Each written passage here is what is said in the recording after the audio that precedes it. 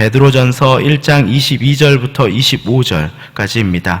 너희가 진리를 순종함으로 너희 영혼을 깨끗하게 하여 거짓이 없이 형제를 사랑하기에 이르렀으니 마음으로 뜨겁게 서로 사랑하라. 너희가 거듭난 것은 썩어질 씨로 된 것이 아니요 썩지 아니할 씨로 된 것이니 살아있고 항상 있는 하나님의 말씀으로 되었느니라. 그러므로 모든 육체는 풀과 같고 그 모든 영광은 풀의 꽃과 같으니 풀은 마르고 꽃은 떨어지되 함께 읽겠습니다. 오직 주의 말씀은 세세토록 있도다 하였으니 너희에게 전한 복음이 곧 이 말씀이니라. 아멘. 오늘 동산의 성도님들과 함께 마음으로 서로 뜨겁게 사랑하라 라는 제목으로 이 베드로전서 1장 후반부의 말씀을 함께 나누고자 합니다. 베드로전서는요, 특별히 성도가 겪는 이 고난에 대해서 이 분별하는 지혜를 가져야 한다라고 이야기를 합니다. 그러면서도 우리가 고난 중에도 그리스도인이 삶으로 지켜야 포기하지 말아야 할 이 신앙에 대해서 이렇게 이야기를 합니다. 이 첫 번째 권면은요, 성도는 은혜를 온전히 바라는 삶을 살아야 한다라는 것입니다. 두 번째는요, 하나님처럼 거룩하게 사는 것이 우리의 사명이다라고 이야기합니다. 이 세 번째로요, 구원받는 성도는 하나님을 두려워할 줄 아는 삶을 살아야 한다라는 것입니다. 이것이 바로 어제의 본문의 이야기였죠. 이 네 번째로는요, 구원받은 성도는 삶으로 사랑이 흘러가야 한다라고 성경은 이야기합니다. 이 오늘 본문이 바로 이 네 번째 성도의 삶은 사랑으로 흘러나가야 한다라는 이 베드로의 명령으로부터 시작이 됩니다. 이 명령은 사실 예수님께서 이미 제자들에게 언급하신 이야기죠. 이 요한복음 13장 34절부터 35절에 보면요, 이렇게 적혀 있습니다. 새 계명을 너희에게 주노니 서로 사랑하라. 내가 너희를 사랑한 것 같이 너희도 서로 사랑하라. 너희가 서로 사랑하면 이로써 모든 사람이 너희가 내 제자인 줄 알리라. 아멘. 성경은 그리스도인의 정체성에 대해서 분명하게 서로 사랑하는 것이라고 말을 하고 있습니다. 그것이 바로 우리가 그리스도인임을 이 세상이 아는 것이라고 예수님은 이야기하고 있다라는 것이에요. 그렇다면 성경에서 오늘 본문에서 이야기하는 이 사랑은 어떤 사랑입니까? 오늘 본문 22절을 같이 한번 읽어보도록 할게요. 22절 말씀입니다. 너희가 진리를 순종함으로 너희 영혼을 깨끗하게 하여 거짓이 없이 형제를 사랑하기에 이르렀으니 마음으로 뜨겁게 서로 사랑하라. 아멘. 이 베드로는 사랑함에 있어서 거짓이 없이 사랑하라라고 이야기합니다. 여러분, 거짓이 없다라는 것은요, 진정성을 담아 순수하게 사랑하라라는 이야기예요. 자신의 이기심과 유불리를 따지면서 이 사람을 사랑하지 말라라는 것이에요.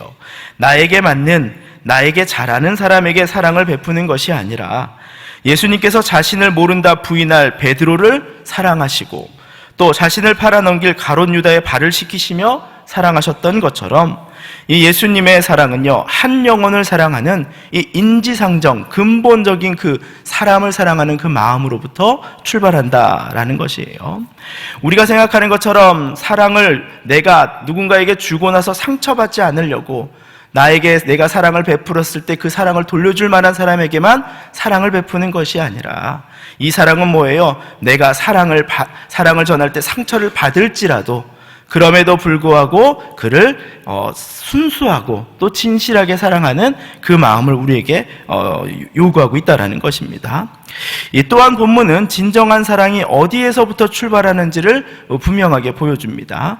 먼저 진리에 순종하라 라고 이야기를 합니다. 이 사랑의 근본은 바로 하나님의 사랑으로부터 시작된다라는 말이에요. 우리가 먼저 하나님의 사랑을 경험해야 한다라는 것을 이야기합니다. 또 두 번째로 너희 영혼을 깨끗하게 하라라고 말을 합니다. 그것은 나 자신의 과거의 생각과 기준, 이 습관을 버리고 하나님의 새 마음과 기준, 그 습관을 품으라는 것이죠. 바로 하나님의 사랑으로 변화된 성품으로 이웃을 사랑하라 라고 이야기하는 것이에요. 이 부분을 많은 분들이 좀 잘못 이해하여서 이 자신의 공동체 가운데 사랑을 실천함에도 불구하고 열매를 얻지 못하는 경우들이 많이 있습니다. 이 성경은 분명하게 말하기를 말씀으로 변화된 내 자신의 모습으로 사랑하라 라고 이야기하고 있어요. 그 말은 이전의 이기적인 마음과 욕심을 담은 나의 그 예전의 사랑의 방법이 아니라 오직 너희도 이와 같이 사랑하라는 그 예수님의 새 기준과 방법으로 하라는 것이에요. 왜 내가 신앙이 좋은데도 공동체나 이웃과 화평하지 못하는가? 또 관계가 회복되지 못하는 사람으로 인하여 힘들어하는 분이 계신다면 내가 그 사랑의 표현 방법이 어쩌면 신앙과 믿음은 있지만 예수 믿기 전에 난 예전에 이렇게 사람들한테 대했고 난 이렇게 사랑을 베풀었다라고 생각하는 분들이 있다면 내 이전의 습관과 경험으로 똑같이 말하고 행동하기 때문에 내 사랑이 온전히 전해지지 않을 수 있다는 것이에요. 마지막으로 성경은요, 거짓 없이 형제를 사랑하라 라고 말합니다. 이 복음으로 변화된 우리의 새로운 성품, 곧 하나님이 부어주신 그 진실한 사랑의 마음으로 나의 이웃을 사랑하는 그 실천으로 우리의 삶을 드려라 라고 이야기하고 있다는 것이에요. 그것은 나의 마음뿐만이 아니라 정말 성령 가운데 우리가 그 부어주신 그 사랑을 이 삶 가운데 실천하라 라고 이야기하고 있다는 것이에요. 이처럼 마음으로 뜨겁게 서로 사랑한다면 이 하나님을 경외하고 내 이웃을 내 몸과 같이 사랑하라는 이 큰 대계명을 이루게 되는 것이죠. 그것이 그리스도의 공동체 천국을 경험하고 만들어간다라고 성경은 이야기합니다. 그렇게 본다면 22절의 말씀은 결국은요, 우리가 알고 있는 예수님의 그 대계명을 풀어서 설명해 준 것밖에 되지 않아요. 이 진리의 순종함은요, 하나님을 경외하는 것, 곧 사랑하는 것이죠. 우리의 영혼을 깨끗하게 한다는 것은 내 몸과 같이 변화된 새 모습과 방법을 말하는 것이고요. 거짓 없이 형제를 사랑하라는 말은 결국 이웃을 사랑하라는 그 예수님의 대계명의 실천과 사랑의 완성이 되는 것입니다. 그렇다면 우리가 이처럼 공동체 가운데 그리스도의 사랑을 서로 실천하는 것이 왜 중요합니까? 그리고 우리가 왜 이 책임을 가져야 하는 것입니까? 이 본문 23절은 이렇게 설명하고 있는데요, 한 목소리 한번 같이 읽어보도록 하겠습니다. 너희가 거듭난 것은 썩어질 씨로 된 것이 아니요 썩지 아니할 씨로 된 것이니 살아있고 항상 있는 하나님의 말씀으로 되었느니라. 성도는 그리스도로 인하여 인생의 변환점을 맞이합니다. 역사가 BC와 AD가 존재하는 것처럼 성도의 인생도 예수님을 만나기 전과 만난 이후의 인생이 있다라는 것이에요. 이전에는 우리의 이기적인 사랑의 실천이 도리어 싸움과 사람과 깨어짐과 상처가 되어 썩어질 것들이 되었다면 이제는 썩지 아니할 씨로 심겨진 그 새 사랑의 실천이 바른 열매를 맺기 때문인 것입니다. 그 썩지 아니할 씨는 바로 거룩한 말씀으로 세워졌기 때문에 그 사랑의 실천은 열매를 맺게 된다라는 것이에요. 이 마가복음 4장 20절의 말씀에 보면 이런 말씀이 있습니다. 좋은 땅에 뿌려졌다라는 것은 곧 말씀을 듣고 받아 30배나 60배나 100배의 결실을 하는 자다라고 이야기합니다. 결국 말씀에 순종하는 성도의 삶은 이처럼 사랑의 열매로 드러나게 된다라는 것이에요. 하나님의 말씀으로 심겨진 이 썩지 아니할 우리의 사랑의 실천과 서로를 향한 순수한 사랑은 결국 말씀에 따라서 30배, 60배, 100배로 열매를 맺어 그 과실이 넘치게 된다라고 성경은 이야기하고 있습니다. 가끔 주위에서 어려움을 겪는 교회들의 소식을 들을 때가 있습니다. 건실하다고 생각되었던 교회들이 서로 나뉘는 모습을 보게 됩니다. 그 교회들을 보면서 저들에게 정말 하나님의 말씀이 없어서도 아니고 저들에게 믿음이 없어서도 아니고 그 안에 서로를 향한 긍휼과 사랑이 없음을 저는 보게 됩니다. 그래서 공동체가 싸우고 결국 나뉘게 되는 것이죠. 그래서 고린도전서 13장 13절 또 베드로전서 4장 8절은 우리에게 다시금 진정한 그 사랑의 지혜가 무엇인지를 깨닫게 하는데요, 그런즉 믿음, 소망, 사랑 이 세 가지는 항상 있을 것인데 그 중에 무엇이 제일이라? 사랑이 제일이라. 무엇보다도 뜨겁게 서로 사랑할지니 사랑은 허다한 무엇을 덮느니라? 죄를 덮느니라. 이제 본문은 영원한 하나님의 말씀을 증언하며 오늘 이야기를 마치고 있습니다.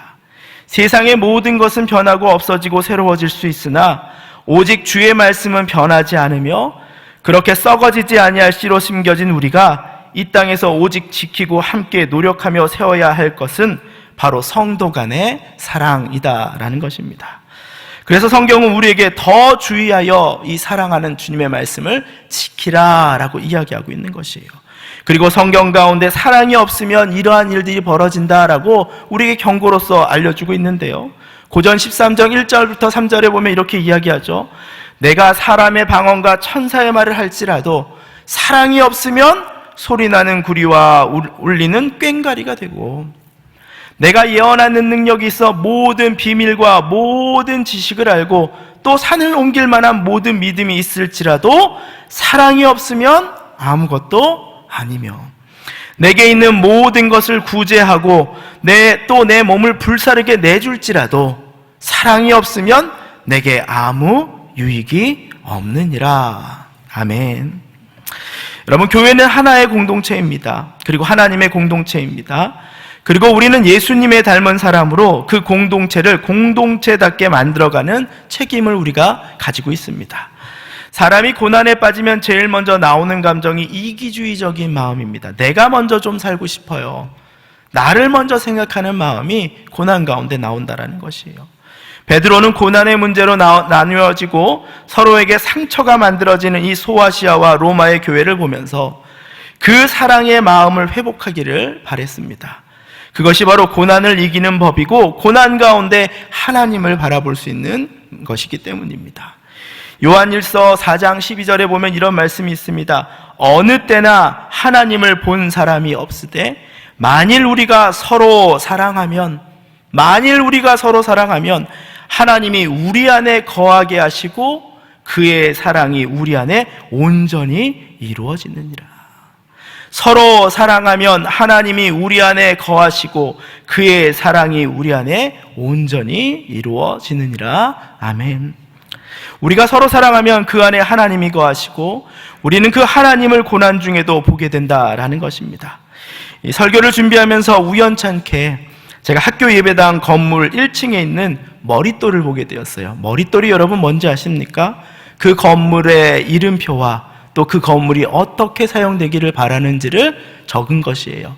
그 머릿돌에요, 이렇게 적혀 있었어요. 그곳에 건물이 세워진 날짜가 적혀져 있고요. 그리고 그 위에 내가 너희를 사랑한 것 같이 너희도 서로 사랑하라. 학교 예배당을 지을 때 그 머릿돌에 적혀 있던 그 단어가 너희도 서로 사랑하라 라는 말씀이었습니다. 그 성경의 구절처럼 동산의 성도들 가운데 서로 간의 용서와 회복, 사랑의 열매가 흘러넘치는 동산교회가 되기를 축복합니다. 그럴 때 우리 안에 하나님이 거하시며 하나님이 기뻐하시는 교회, 하나님의 공동체가 세워지는 그런 동산교회가 될 것이라고 저는 소망합니다. 그런 소망을 가지고 오늘 사랑을 실천하는 동산의 성도님들이 되기를 축복합니다. 아멘.